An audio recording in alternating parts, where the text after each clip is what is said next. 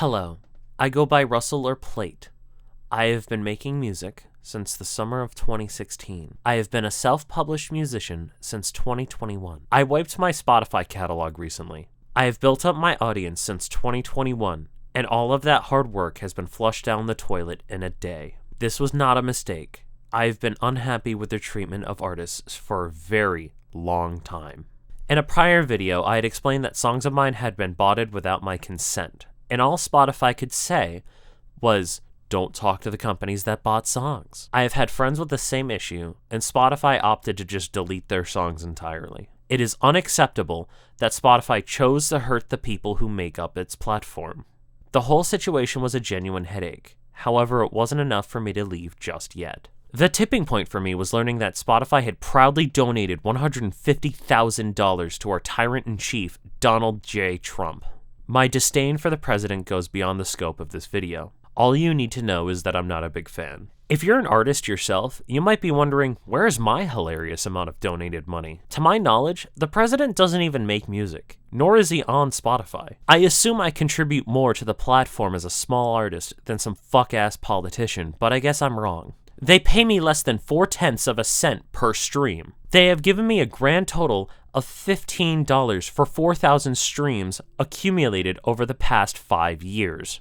From the beginning, I was never really bothered by the lack of pay. I just wanted my music to be heard for the love of the game. However, one thing I am absolutely not uploading my music for is murder. Daniel Ek, Spotify CEO, has $694 million invested in Helsing. Helsing is a military AI technology that intends to partner with governments. I did not put my music up on Spotify so that Daniel Ek could take most of the ad revenue and invest it in more ways to kill people. I am also aware of the possibility that my songs were being played alongside ICE recruitment ads. My issues with ICE, the government kidnapping agency, goes beyond the scope of this video. You could look up a clip of them brutalizing people if you want to in your own time. I'm not showing it here. My music is not a tool to promote this behavior. If you think I'm the only artist leaving Spotify, you'd be dead wrong. A quick Google search of what artists are leaving Spotify should do the trick. Here are clips of some amazing artists standing with me in solidarity. Hello, my name is Stan Clark. I'm an independent recording artist, musician, songwriter, contributing this statement along with others that I have withdrawn my 3 albums from Spotify because Spotify is not only notorious for extremely low payouts for recording artists, but they also have contributed, I believe, $150,000 initially to Donald Trump. All the best to all the musicians and independent recording artists out there trying to make it in the world. All the best to this movement. Thank you.